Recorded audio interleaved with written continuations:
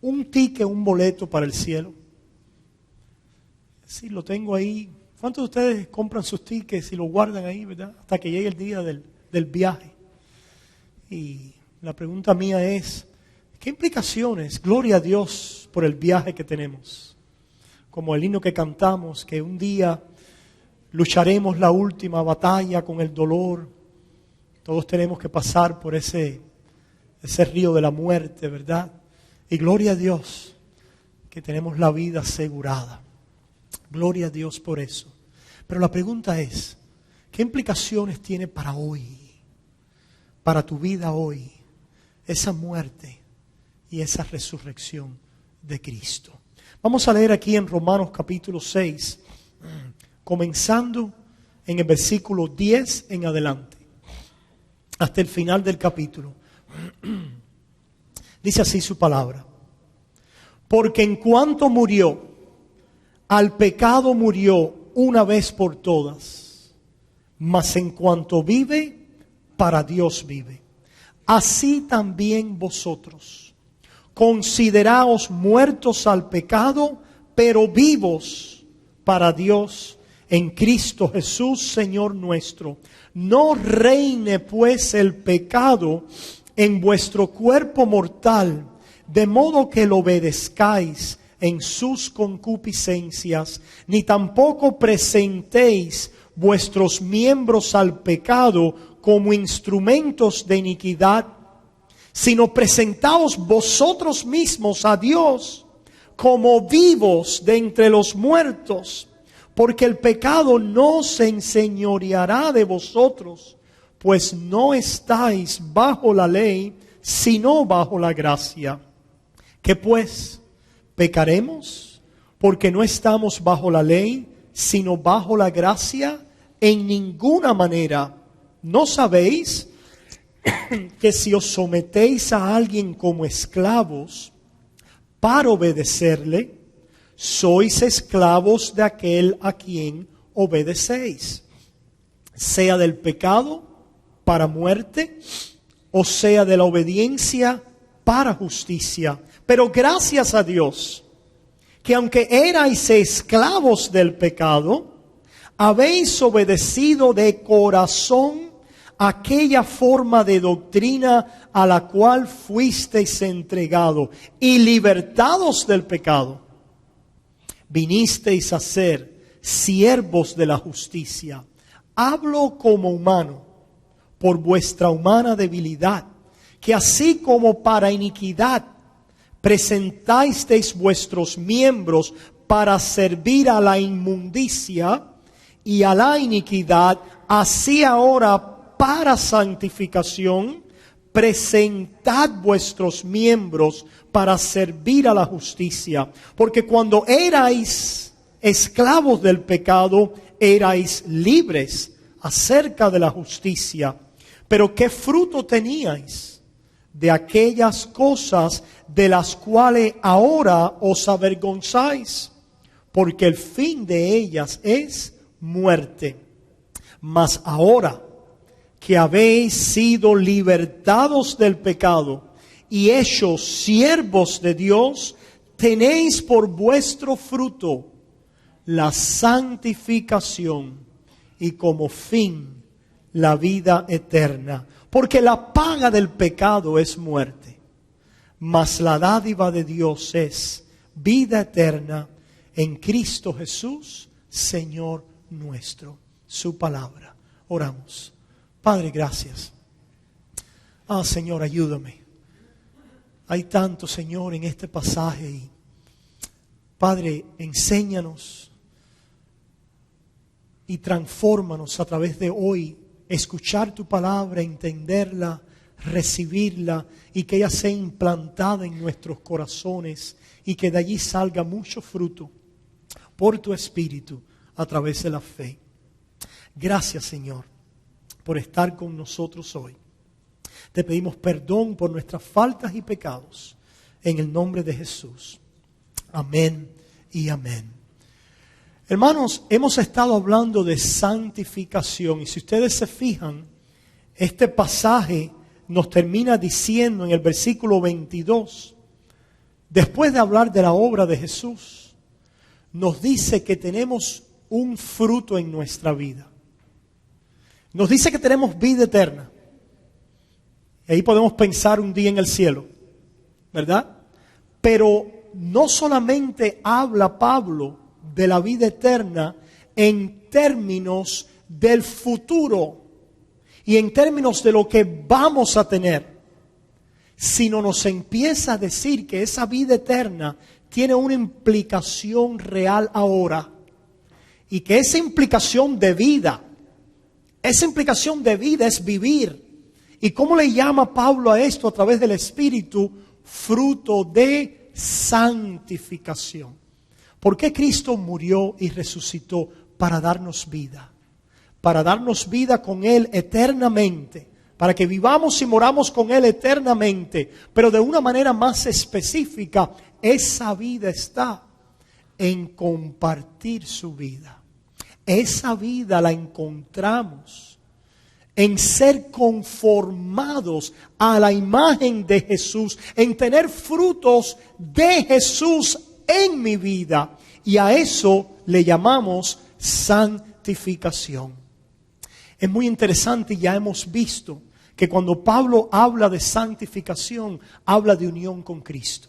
Ya nosotros leímos versículos 1 y 2, y el apóstol Pablo dice: perseveraremos en el pecado para que la gracia abunde. Dice: en ninguna manera. Y nos dice ahora: porque los que hemos muerto al pecado, ¿cómo viviremos aún en él? Versículo 3. ¿O no sabéis que todos los que hemos sido bautizados en Cristo Jesús, hemos sido bautizados en su muerte? Y habíamos dicho que cuando hablamos de bautismo, hablamos de unión, hablamos de identificación.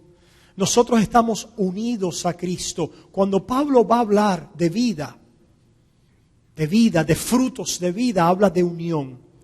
Eso es lo primero que tenemos siempre que recordar, que la razón por la cual yo vivo, por la cual tengo vida eterna, la razón por la que puedo empezar a disfrutar nueva creación en mí, no es por mí, no es por algo que yo he logrado, y no es ni siquiera por algo que se me ha dado, para que yo ande y camine con algo y trabaje con algo. No, la razón por la que yo puedo tener fruto de vida es que estoy unido a Cristo.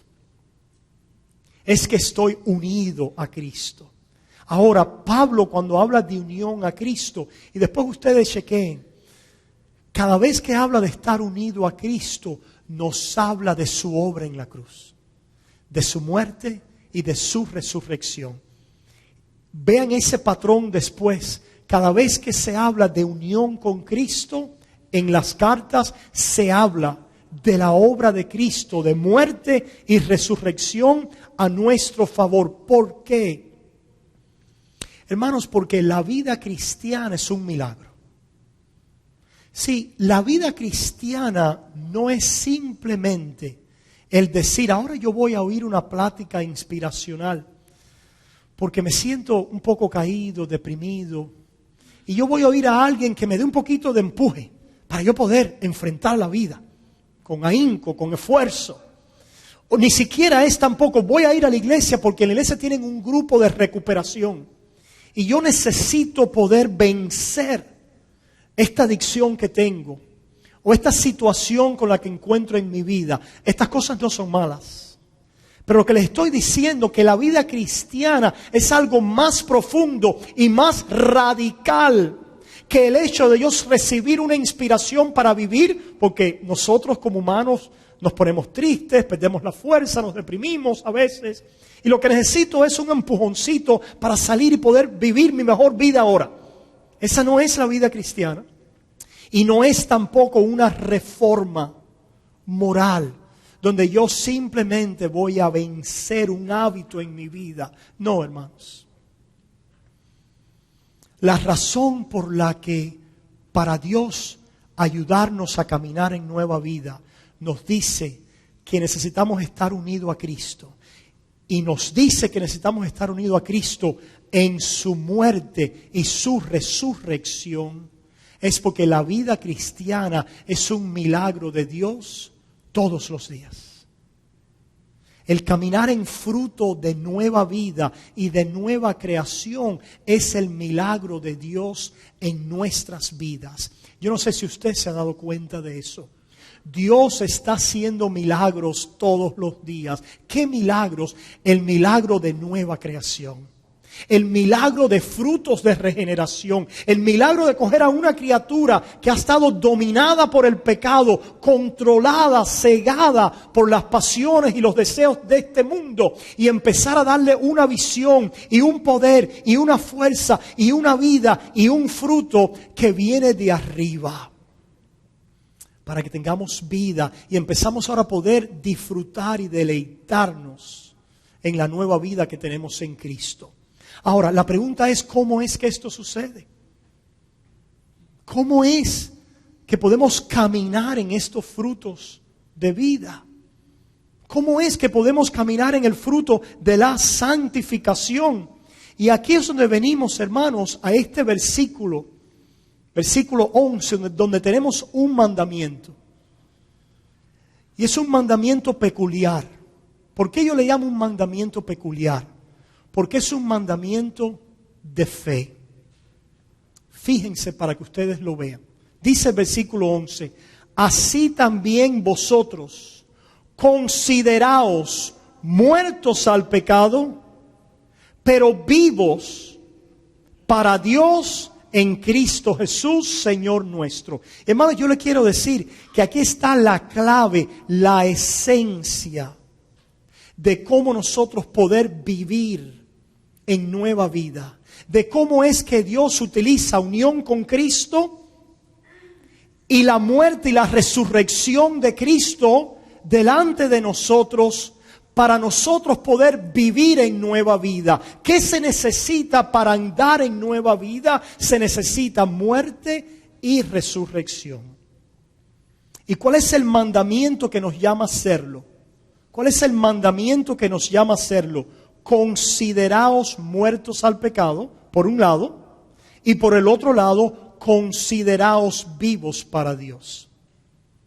Es un mandamiento peculiar, ¿verdad? Porque fíjense que aquí no se nos está diciendo, no se nos está hablando de los mandamientos de la ley en este momento. Eso es lo que queremos lograr. Lo que queremos lograr es frutos conforme a la ley de Dios. ¿Por qué? La ley de Dios simplemente describe lo que es una vida controlada por Dios. La ley de Dios describe la vida. ¿Qué cosa es la vida? Que Dios sea el centro de mi vida. La primera tabla de la ley. ¿Qué cosa es la vida? Que no haya otro Dios en mi corazón. La vida es que Él sea el único Dios. No tendrás otros dioses delante de mí. La primera tabla de la ley, ¿verdad? Esa es la vida. Ahora, ¿qué quiere decir eso? Lo que quiere decir eso es que Dios es la persona, el centro de mi adoración. La ley describe la vida. ¿Cómo la describe? Diciendo, Dios es el centro de tu adoración. Ahora alguien puede decir, ¿qué quiere decir adoración? Porque a veces en nuestro lenguaje religioso es importante que podamos comunicar bien estas ideas. Es muy sencillo, hermanos. Yo se los dije una vez. La adoración es aquello para lo cual tú estás viviendo. Ustedes conocen la frase en inglés, wow, ¿verdad? Todos nosotros, yo creo que es la primera palabra que aprendemos a hablar los hispanos en inglés. La aprendemos, es wow. A ver, ustedes saben hablar inglés, se dicen wow. Yo no sé cómo decíamos eso en español. ¿Cuál es la traducción de eso? Caramba, tremendo. No sé qué expresión nosotros teníamos. Pero piensen por un momento. Cuando nosotros dábamos esa expresión, ¿y cuándo la damos ahora? Cuando nosotros decimos, wow, es porque algo ha cautivado mi ¿qué? Mi mente, mis afecciones, mi corazón, mi voluntad. ¿Qué es lo que qué cosa es la adoración? Adoración es aquello a lo que tú te consagras porque lo consideras wow. Es aquello para lo cual tú estás viviendo porque lo consideras wow. Eso es adoración. Es estar dedicado, consagrado a una razón de vida. Y los hombres son criaturas que necesitan una razón de vida, un sentir para vivir, un wow en nuestros corazones. La ley nos describe en la primera tabla que Dios es wow. Y en la segunda tabla nos dice que no haya otro deseo por nada más en contra de Dios. La segunda tabla, que la podemos, es interesante, los dos marcadores de la ley. No tendrás ningún otro Dios, y el último, no desearás. X, ¿verdad? No tendrás otro Dios, no desearás. Describe una vida del Espíritu. Describe una vida, lo que es vida. Fuera de eso no hay vida. Cuando nosotros no tenemos a Dios como el wow, tenemos deseos por otras cosas. Y al tener deseos por otras cosas, esas cosas son ídolos. Los deseos ahora van dirigidos a un wow, a ídolos. Y esos ídolos nunca satisfacen estos deseos. Por lo tanto, la ley nos habla de lo que es la vida. Y la vida es desear y amar a Dios con todo nuestro corazón, con toda nuestra fuerza y con toda nuestra mente. Descubrirlo como el wow de nuestras vidas. ¿Y qué es lo que le pasó al hombre, como nosotros ya hemos narrado? En el huerto del Edén, Adán y Eva, que vivían en un wow delante de Dios, al venir la mentira de Satanás y ellos creerla. Cuando Satanás dijo, ustedes pueden ser igual a Dios. Ese wow que ustedes le están dando a Dios, ustedes lo pueden tener para ustedes. Se lo pueden quitar a Dios y todo lo que Él tiene, porque es imposible que la criatura no vea la gloria de Dios. De tal manera que el pecado es robarle a Dios su gloria. El pecado no es simplemente decir, estoy aburrido con Dios, me voy para otro Dios. No. El pecado es querer ser igual que Dios. El pecado es precisamente rivalidad con la gloria de Dios. Decir, tú eres Dios, pero toda esa gloria yo la puedo tener bajo mis términos. Yo la puedo tener por mí mismo. Yo puedo ser Dios. ¿Quién hizo eso antes de Adán y Eva? Satanás. Yo me levantaré, yo me exaltaré, yo me sentaré en el trono. Por envidia a Dios, Satanás cayó. Por no permanecer sometido a Dios. Por no permanecer en el llamado de las criaturas, que es darle wow a Dios. Y cuando la criatura decide darle honra a la criatura en vez de al Creador, entonces hemos quitado a Dios y hemos puesto ídolos. Y hay deseos que van con esos ídolos. Por eso dijimos que así es que el pecado funciona.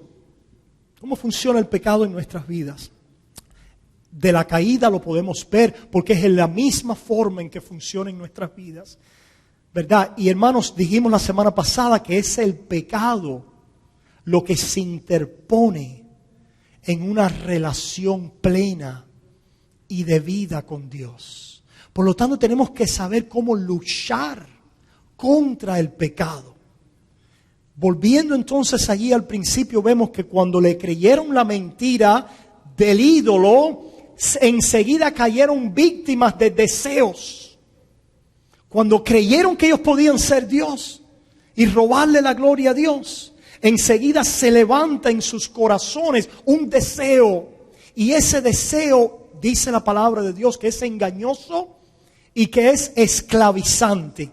Erais esclavos del pecado. ¿Por qué es que erais esclavos del pecado? Porque desde la caída no hay ningún hombre libre fuera de Cristo. Y de estar en Cristo no hay hombre libre. Dice la palabra de Dios que el que hace pecado, el que vive en pecado, es esclavo del pecado. ¿Por qué es que eres esclavo del pecado? Porque has perdido la verdad, has perdido tu corazón y tu voluntad está esclavizada a deseos engañosos. Fíjense qué interesante combinación. Deseos engañosos. Eso lo tenemos allá en Efesios 4. No sé si se recuerdan. ¿Cómo es que un deseo puede ser engañoso cuando hay un ídolo que es el que sugiere el camino de ese deseo? Adán y Eva, al no creer, dejar de creer la gloria de Dios en la cual ellos estaban con deseos santos, con una voluntad orientada hacia Él, y al creer la mentira caen víctimas de deseos engañosos que los atrapan, y ahí la voluntad simplemente sigue como un corderito. Y esa es la condición del hombre, esclavizado al pecado. Lo vemos aquí, esclavizados al pecado.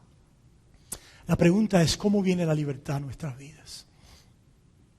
Y la esencia de luchar contra el pecado, hermanos, nosotros queremos decir en esta mañana con este pasaje, que la podemos ver en este versículo, en este mandamiento peculiar. Sí, el mandamiento de la ley nos describe qué es la vida. Pero para poder vivirla, hay que llegar a ella no simplemente por mi fuerza de voluntad, porque la fuerza de voluntad del hombre caído está como esclavizada. No simplemente llego allá por un mero ejercicio de yo declarar algo, porque el corazón del hombre está viciado con deseos engañosos. ¿Qué se necesita entonces? Se necesita muerte y resurrección. Muerte y resurrección.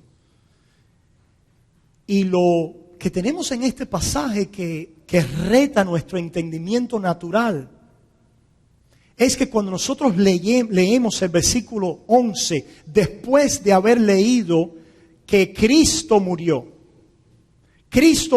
al pecado y resucitó a nueva vida. Y la pregunta, ¿qué tiene que ver eso ahora conmigo? ¿Cómo es que yo puedo apropiar eso para que me dé victoria y triunfo sobre mis deseos pecaminosos, sobre mi voluntad esclavizada, sobre aquellas mentiras que se han arraigado en mi mente? Pues hermanos, es a través de la fe. Es a través de la fe en esa obra. ¿Por qué? Porque esa obra dice que ese hombre con deseos pecaminosos, que ese hombre que sigue cavilando mentiras que no son de Dios y que tiene una voluntad que siente la inclinación por el pecado, que ese hombre ya murió. Ya murió. Pastor, pero yo no puedo creer eso. ¿Por qué no lo puedes creer? No lo puedo creer porque yo lo veo vivo todos los días. Gracias. Ahí es donde radica la cosa. Los hombres en una lucha equivocada contra el pecado hacen esto. Y se ha hecho también en el cristianismo. La Biblia dice que yo soy una nueva criatura. Y si yo soy una nueva criatura, pero sin que nadie lo sepa, aquí adentro hay deseos de pecado. Y la gente no sabe lo que me pasó ayer en la casa. En la iglesia no saben cómo traté a mi esposa ayer. Y en la iglesia no saben lo que me pasó allá por el trabajo. Y no saben las 2 mentiritas que tuve que decir para poder zafarme de aquel problema. No saben esas cosas. No saben de qué forma manipulo a mi esposo. En la iglesia no saben eso. O en la iglesia no saben que yo tengo por ahí mis amoríos. No saben esas cosas. O en el mejor de los casos, en la iglesia no saben cuánto orgullo hay aquí adentro en mi corazón. Pero ¿sabes qué? Entonces pensamos, yo no puedo mirar a esas cosas porque yo soy una nueva criatura. esas cosas no las puedo aceptar. Yo no puedo aceptar el pecado que cuando le echo un vistazo lo veo ahí. No lo puedo aceptar porque la Biblia dice que ya yo soy una nueva criatura. Por lo tanto, lo que voy a hacer es voy a negarlo. Voy a negar que en mi carne hay muerte. Voy a negar que en mi ser vive la maldad. ¿Por qué lo voy a negar? Porque yo soy una nueva criatura. Por eso lo voy a negar. Y cuando lo negamos, lo que pasa es que nos convertimos en fariseos. Escondiendo, aparentando, escondiéndome de mí mismo, escondiéndome de Dios y escondiéndome de los hermanos y refugiándome en acciones externas. Después de todo, yo soy el pastor de la iglesia. Después de todo, yo soy el diácono. No porque yo he hecho esto y tal cosa. No porque yo nunca me he divorciado. No porque yo nunca he matado a nadie. No porque yo he sido fiel a mi esposo y esposa. Nos refugiamos en un resumen externo. Esa es una de las maneras cuando no tratamos con el pecado en muerte y resurrección. Y solamente queremos mirar algo en gloria y olvidarnos del cuerpo de pecado que vive en nosotros, que es lo que vamos a ver en el capítulo 7. Pablo dice en el capítulo 7, si nosotros podemos ir un momentico allí al capítulo 7 de Romanos, versículo 18, Pablo sabe algo que no niega. Fíjense, hermanos, Pablo sabe algo que no niega. Y ustedes van a ver por qué estamos haciendo énfasis aquí, porque esto es tan importante. En el capítulo 7, versículo 18, Pablo afirma algo. Pablo se conoce a sí mismo porque conoce a Dios.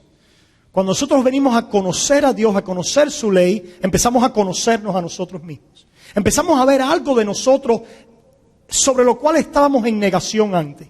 Sobre lo cual no queríamos ir ahí, no queríamos aceptarlo. Porque lo que tiende a hacer el hombre siempre es a justificación propia. ¿No es eso lo que hace el hombre? Se justifica a sí mismo. Bueno, yo he hecho esto y aquello, pero después de todo, yo he hecho muchas cosas buenas. Yo no soy tan mala persona. El ser humano tiene un gran terror de ser una mala persona. Y lo que quiere afirmar es que es una buena persona. Pero la forma de luchar con el pecado es completamente rechazando esa mentira. Porque si yo no soy una mala persona, lo que yo necesito es una psicoterapia. Lo que yo necesito es un apoyo inspiracional. Lo que yo necesito es una terapia para vencer aquellas cosas que hay en mí, porque soy imperfecto. Después de todo, pero es para poder pulir aquello bueno que hay en mí. Ese no es el cristianismo. Dios viene a nuestro corazón y va a hacer algo con el viejo hombre. Lo va a matar. Lo va a matar. Ya lo mató. Y la obra del Espíritu es ponerlo en su lugar todos los días. Es matarlo todos los días. Veamos cómo se da esto en nuestras vidas. Cómo la palabra nos describe esto. Pablo dice en Romanos capítulo 7, allí en el versículo 18, dice Pablo: y yo sé que en mí, esto es, en mi carne, no mora el bien. Porque el querer el bien está en mí, pero no el hacerlo. Ahí vamos, hasta ahí vamos a ver hoy en el 7, después iremos ahí con más detalle. Dice, yo sé algo, en mi carne hay un aspecto de mí donde no hay bien. El querer está en mí, pero no el hacerlo. ¿No la qué? La voluntad para hacerlo. ¿Por qué? Porque el viejo hombre, recuerdan, está lleno de ídolos. Y esos ídolos están bombardeando siempre con deseos engañosos. Y esos deseos engañosos cautivan nuestra voluntad. Y hay dos formas equivocadas de tratar con este mal que hay en nosotros. Le llamamos el mal en nosotros. La Biblia le llama también la carne. La Biblia le llama también el viejo hombre. El viejo hombre, la carne, el mal que hay en nosotros. El cuerpo de pecado, también le llama la Biblia, está en nosotros.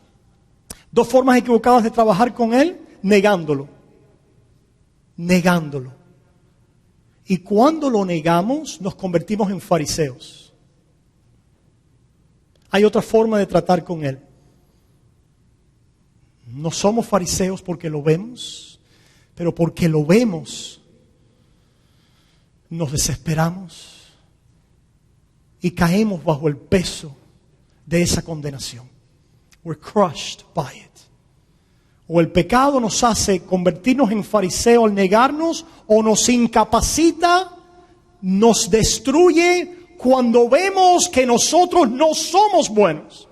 Dos formas equivocadas de trabajar con el pecado: paralizados, incapacitados bajo el peso de él, o negándolo, echándolo hacia atrás y poniendo un buen frente, que es el fariseísmo. ¿Cómo luchar con el pecado? A través del mandato peculiar de Dios a nuestras vidas, de considerarnos muertos al pecado y vivos a Dios.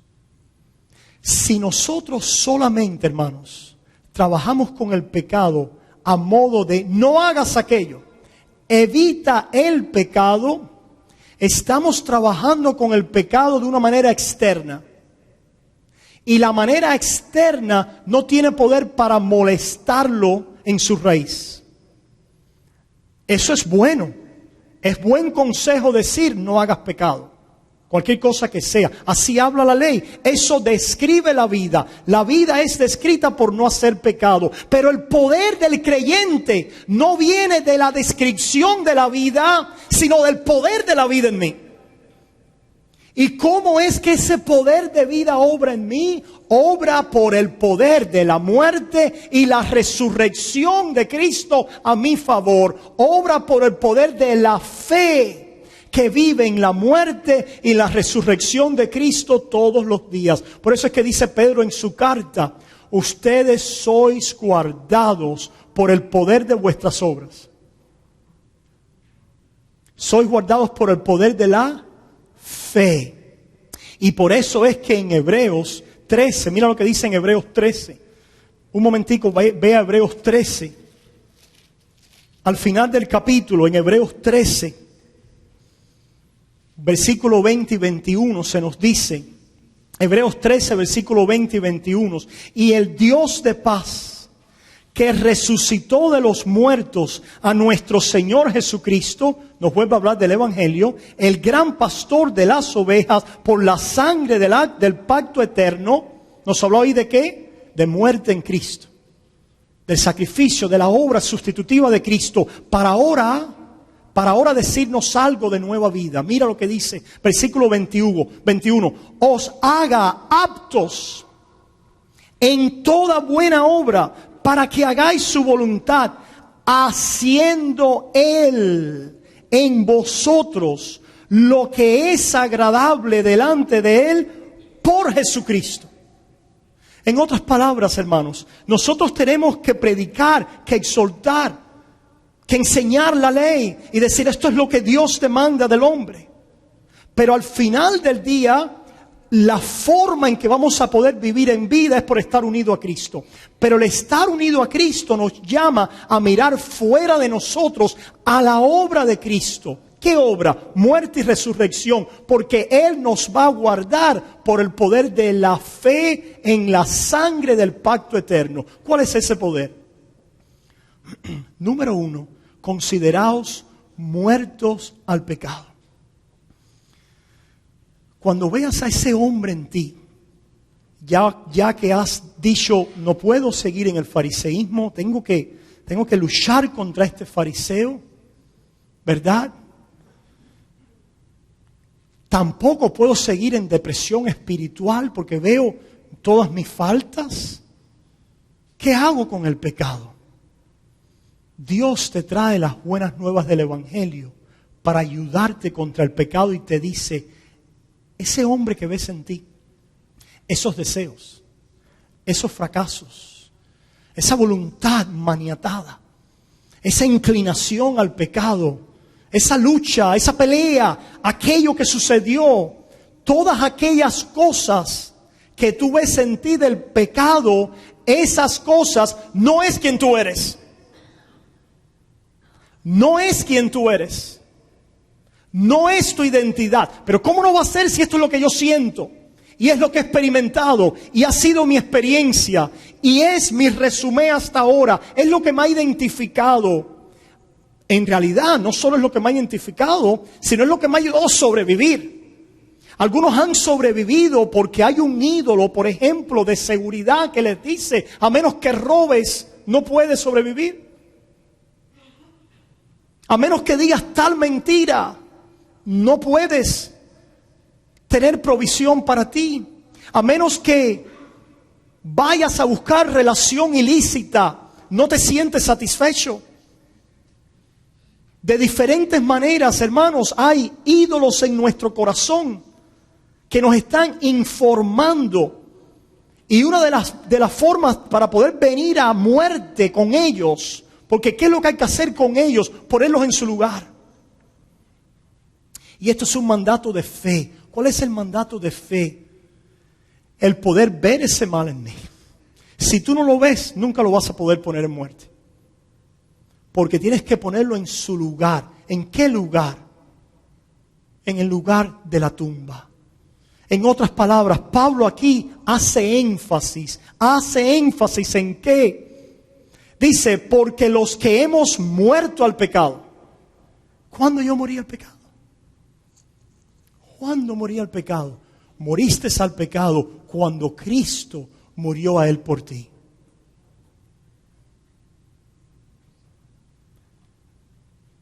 Tienes que empezar a entender que ese cuerpo de muerte va a estar contigo hasta que tú te mueras. No va a llegar un momento donde tú digas, ya no hay cuerpo de muerte en mí. Ya no hay deseos pecaminosos en mí. Si tú piensas que el morir al pecado es llegar al momento donde ya estés libre de pecado o libre de deseos pecaminosos, nunca vas a morir al pecado. Porque se muere al pecado a través de la fe. Consideraos muertos al pecado. ¿Por qué me considero muerto al pecado? Porque Cristo murió a él por mí. Es lo que dice aquí en el versículo 6 de Romanos 6. Sabiendo esto, que nuestro viejo hombre fue crucificado juntamente con él. Y tenemos personas que quieren crucificarse a sí mismos.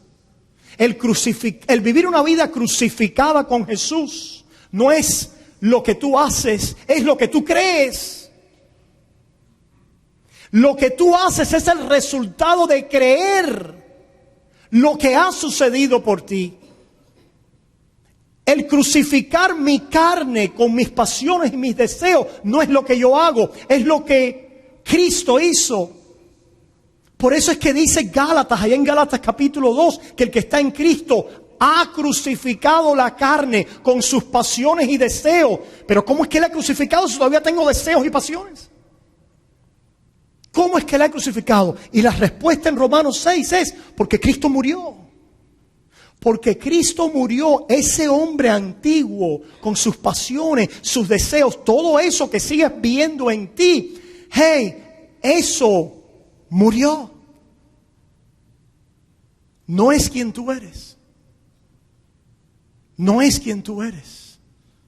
Lo que está muerto ya está ¿qué? Está muerto. Ese hombre de pecado no es quien tú eres. En realidad, Dios quiere que puedas pensar de esta manera. Pero ¿cómo es que está muerto? ¿De qué manera?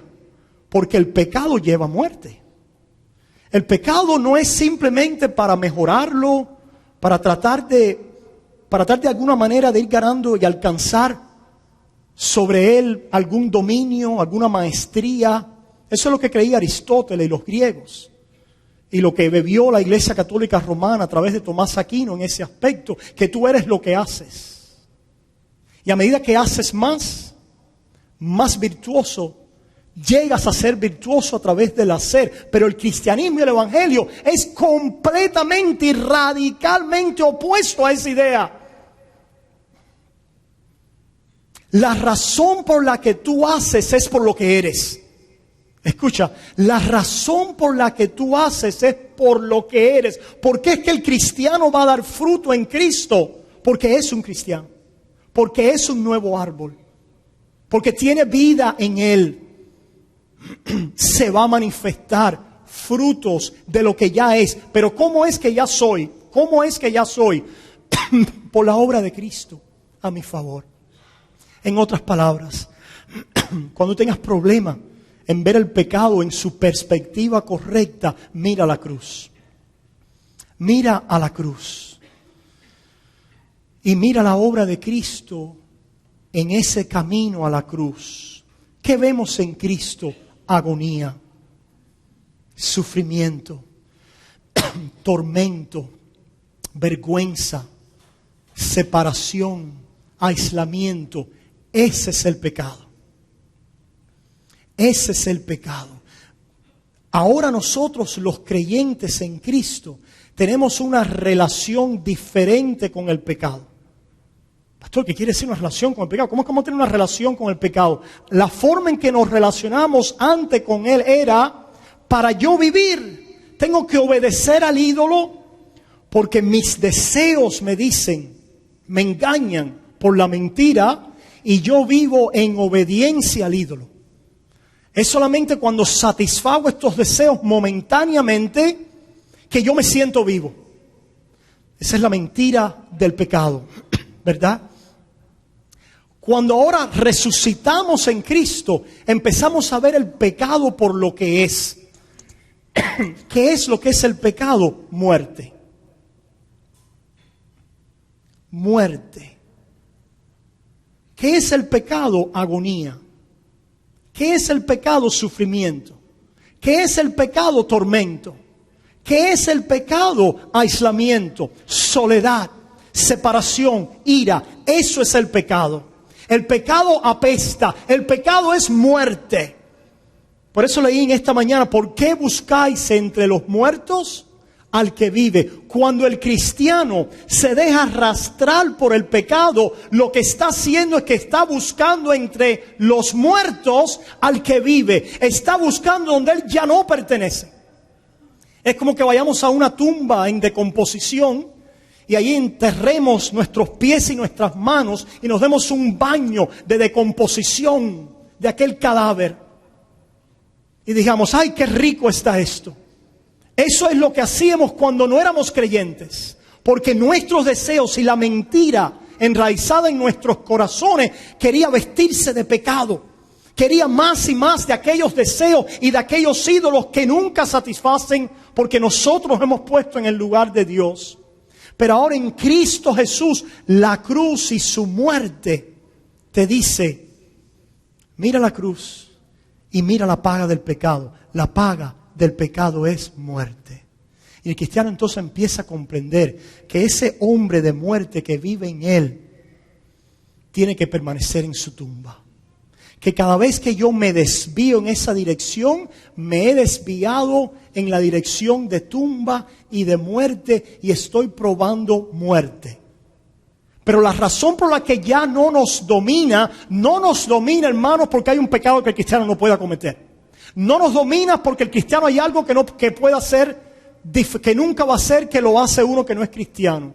No nos domina porque el cristiano puede pasar X tiempo sin pecado. Esa no es la razón de por qué decimos que el pecado no nos domina y que no practicamos el pecado. La razón que no lo practicamos y que no nos domina es que ahora lo vemos como lo que es. Lo vemos como muerte.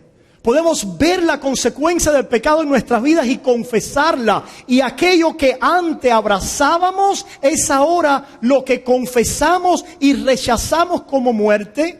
Aunque sigamos muchas veces tropezando y probando muerte, pero por la fe y el arrepentimiento, el cristiano de pronto hace ¡pua! Es muerte. ¿Cuántos le ha pasado? Que hemos estado caminando en el pecado, probando de la carroña, y de pronto cuando pensamos que nuestra barriga estaba llena, nos ha indigestado y nos ha causado vómito y nos ha causado la náusea de lo que causa el viejo hombre, que es muerte. Y por el poder del Espíritu, la muerte de Cristo dice, eso es muerte. Tú vives con la muerte todos los días. Yo sé, Pablo dice, ¿quién me librará de este cuerpo? Ahora somos librados del poder de ese pecado. ¿Por qué?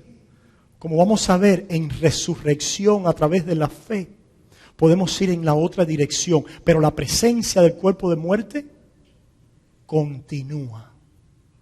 Continúa hasta el día final, donde lo echemos a un lado. ¿Y cómo vamos a mortificar, a matar a ese cuerpo de muerte? No eres tú el que lo mata, ya él fue matado. Tú no eres el matador. No, torero, matar el pecado. No, solamente hay un matador. Y no eres tú.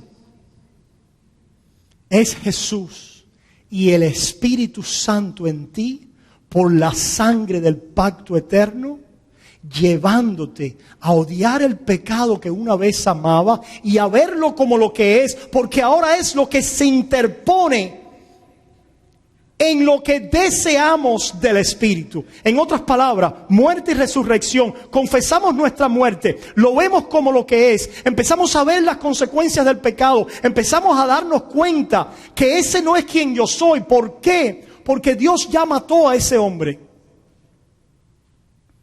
Lo mató en Cristo Jesús. Escucha, tu pasado, tu resumen, tus fallos, los pecados de ayer, de hoy y del mañana ya fueron crucificados en el cuerpo de Jesús. Esa identidad antigua de cómo tú funcionabas ya no es tu identidad funcional. Tú puedes estar trabajando ahí todavía, pero el Padre amante te va a disciplinar para llevarte a tu verdadera identidad. ¿Y cómo es que nos disciplina el Padre amante? ¿Qué es lo que nosotros hacemos a través del pecado?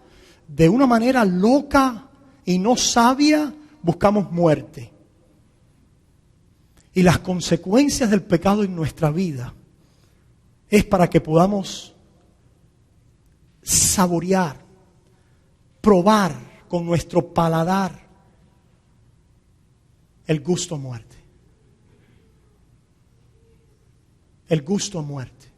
Cuando el Padre permite aquellas cosas en tu vida, es simplemente para traer la amargura, la hediondez, la basura, la corrupción de la muerte a tu experiencia.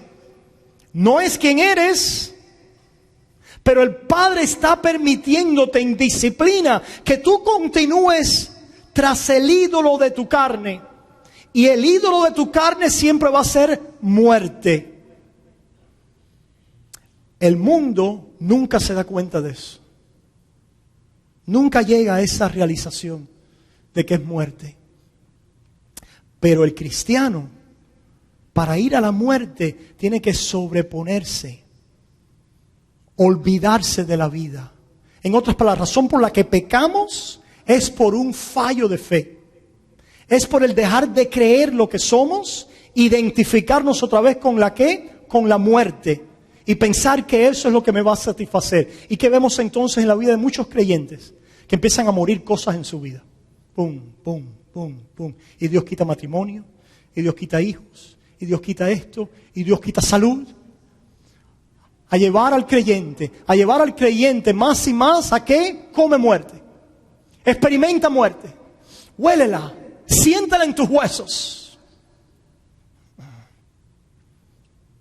Y muchas veces la forma en que el Señor nos libra de esa muerte es simplemente removiéndonos de este mundo.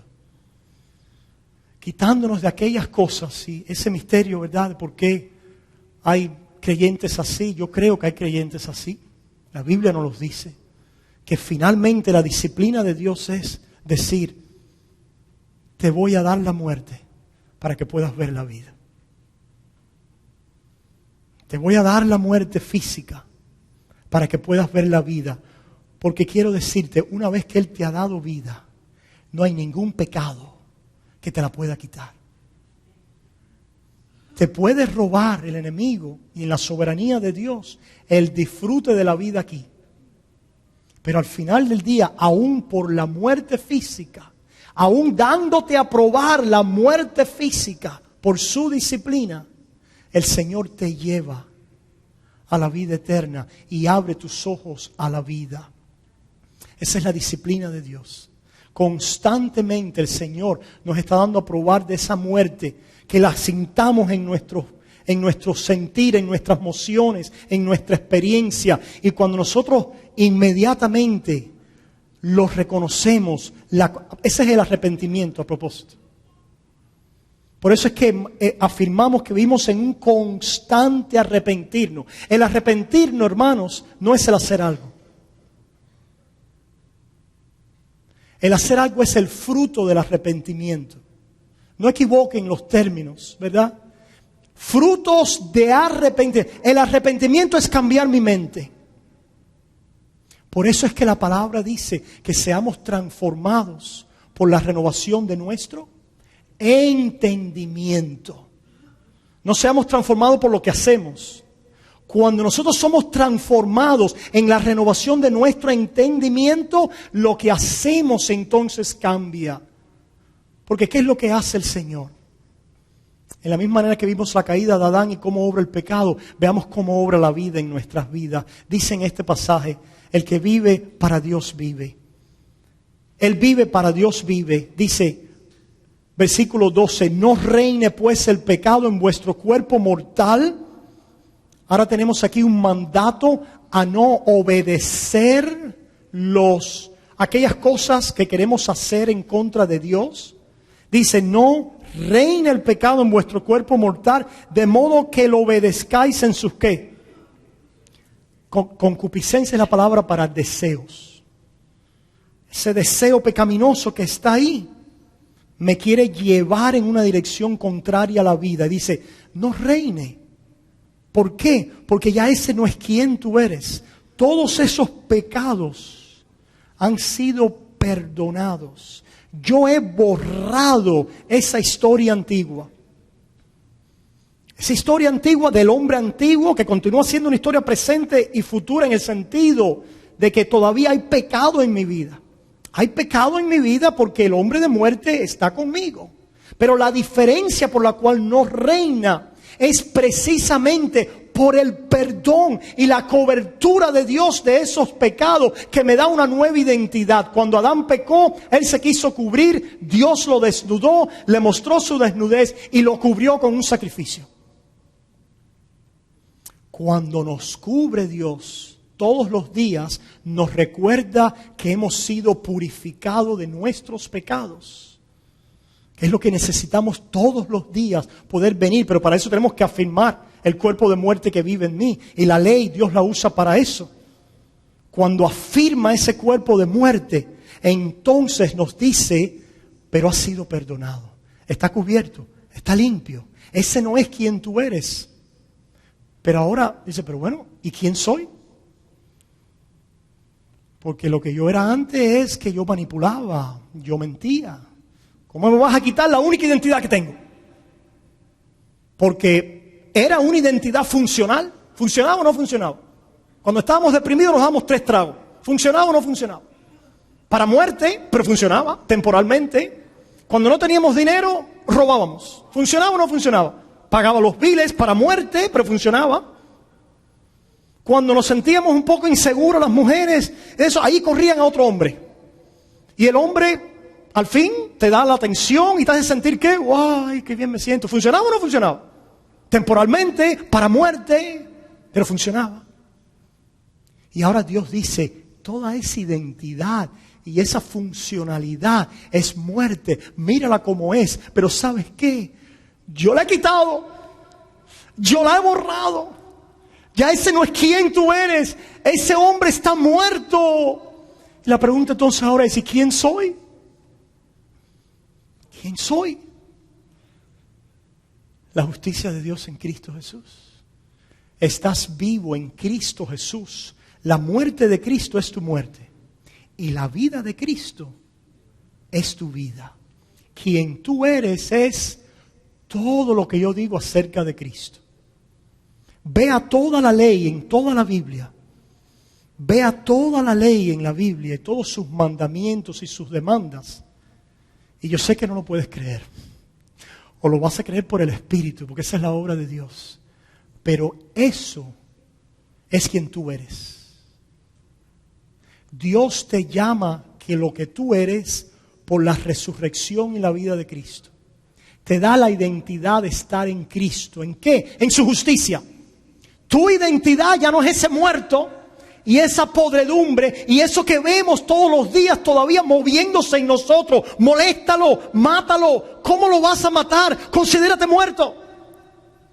Y preséntate como vivo delante de Dios. No te vuelvas fariseos, no te caigas bajo el peso del pecado. Levántate cada momento, llora ese pecado y la muerte de ese pecado y el sufrimiento de él. Pero levántate y dile al Señor, tú me has salvado en esperanza. Y aunque ahora yo esté luchando y he sido mordido de esta muerte por muchas veces, la muerte no tiene poder sobre mí. ¿Por qué? Porque ya ha sido justificado. El perdón nos da el derecho legal. La justicia de Cristo es el derecho legal para vivir en unión con Él. Es aquello que nos recuerda nueva identidad. Terminamos con esto. Un predicador hablaba de una mujer que había sido dominada por los ídolos de los hombres. Su identidad, para ella poder sentirse segura, tenía que estar en una relación. ¿Recuerdan a la mujer samaritana? ¿Verdad? No, yo sé que no tienes marido, 5 has tenido. ¿Qué quería decir? ¿Qué quería mostrarle el Señor ahí? La muerte, para resucitarla. Y le enseña con la ley los ídolos. Hermanos, a veces no tenemos que recitar los 10 mandamientos para dar la ley a alguien. Jesucristo dijo, sí, has tenido 5 maridos, no estás casada. Estás llena de ídolos hacia los hombres.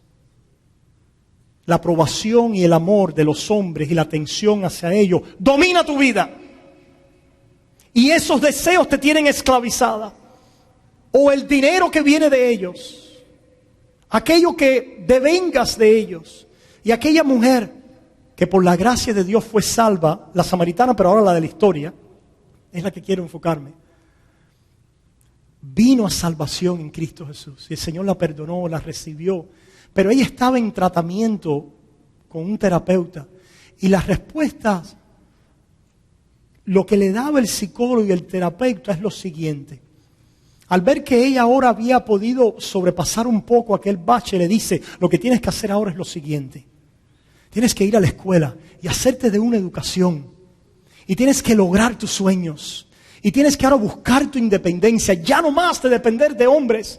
Ya no más de esa codependencia. Ahora tú puedes lograr tu sueño. Ahora tú puedes escarbar tu propia identidad, tu propio destino de éxito, de prosperidad, de independencia.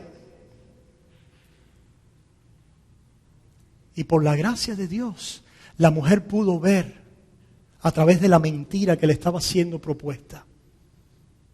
No hay nada malo con la escuela, con superarse. No hay nada malo con eso, pero escucha. Lo que le estaba proponiendo el terapeuta era un cambio de ídolo. Del ídolo de buscar satisfacción y seguridad en los hombres al ídolo de buscar satisfacción y seguridad en su carrera, en su estatus, en lo que ella podía lograr y en su independencia. Y la mujer se pudo dar cuenta de aquella mentira. Y pudo dar su testimonio y decir, lo que me proponía era un cambio de ídolo. Me quería quitar un ídolo de mujer y darme un ídolo de hombre. ¿Para qué viven los hombres en este país? Para el poder, para el éxito, para lograr su carrera, para poder establecerse. Ahí están los hombres con esos ídolos. Y el diablo le ha vendido a las mujeres una mentira de que abandonen su ídolo de mujer y abracen el ídolo de los hombres. Y hermano, a donde tenemos que correr Esa es la identidad de aquel, como dice Pablo en Gálatas 2:20. Lo que ahora yo vivo en la carne, lo vivo en la fe de aquel que me amó y se entregó a sí mismo por mí. Eres amado, eres amada. No eres ese hombre de pecado, ya fue destruido en la cruz. Arrepiéntete día a día, confiésalo como lo que es. Mira la identidad nueva de quién eres en la justicia de Cristo. Hoy ahora en la ley de la libertad. Dios te llama perdonador, santo, justo, fiel, bueno, amante, hijo. Ese es quien eres. Eres ahora un esclavo de la justicia y no te has dado cuenta. Pero tu camino de vida está en la justicia. Y siempre que permanezcas en la dirección y caminando tras el ídolo, solo vas a probar muerte. Si eres un hijo de Dios, Él te va a disciplinar y te va a llevar al cielo para que puedas finalmente contemplar que solo hay un Dios y que es aquel que tiene heridas, que las recibió por ti y que las va a tener por toda la eternidad para mostrarte su amor. Porque al final del día, la razón por la que damos nuevos frutos es por amor, porque Él nos ha amado. Y te muestra sus heridas y te dice, eres mía. Y ahora obramos por adoración. El wow se convierte en un wow. ¿A quién? A Cristo, aquel que me amó. Y cuando Él es nuestro wow, frutos de justicia adornan nuestras vidas en mayor y en mayor plenitud. Oramos. Padre, gracias. Señor, te necesitamos cada día. Cada día nos das más conocimiento de aquello que necesitó cruz y muerte, que es nuestra carne, para ver la vida de una manera que nunca la habíamos contemplado. Una vida de gracia, en un amor que nunca habíamos visto a nuestro favor. El amor del Padre amado en Cristo Jesús, en la renovación de tu Espíritu. Oh Señor, permite que podamos caminar en esa liberación que ya es nuestra y que podamos andar como siervos de la justicia, en el fruto de santidad, en la esperanza de la vida eterna. Y el pueblo de Dios dice...